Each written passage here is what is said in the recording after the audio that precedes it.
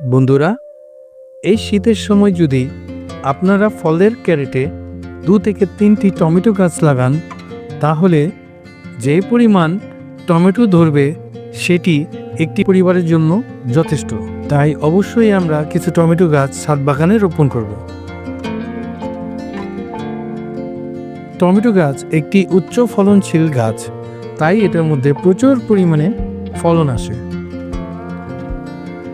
আর এই শীতে টমেটো গাছ খুব ভালো হয় এবং এটার ফলনও ভালো হয়। টমেটো গাছ ছাদে লাগালেও প্রচুর পরিমাণে টমেটো ধরে, তাই অবশ্যই আমরা ছাদ বাগানে কিছু টমেটো গাছ লাগাবো। এই যে দেখছেন আপনারা টমেটো, আপনারাই দেখেন এত ছোট গাছে কি পরিমাণ টমেটো ধরেছে, মাশাআল্লাহ। তাই আপনারাও ছাদ বাগানে টমেটো গাছ লাগান এবং আপনারাই দেখবেন কি পরিমাণ ফলন ধরে।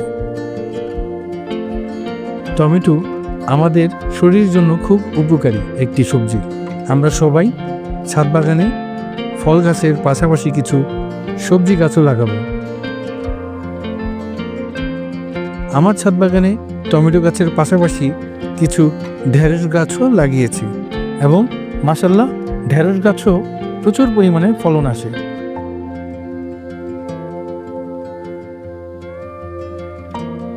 যদি এই ভিডিওটি ভালো লাগে তাহলে আমার ইউটিউব চ্যানেলটিকে সাবস্ক্রাইব করে রাখুন, আমার সাথেই থাকুন।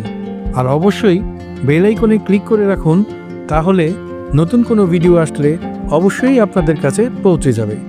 ধন্যবাদ।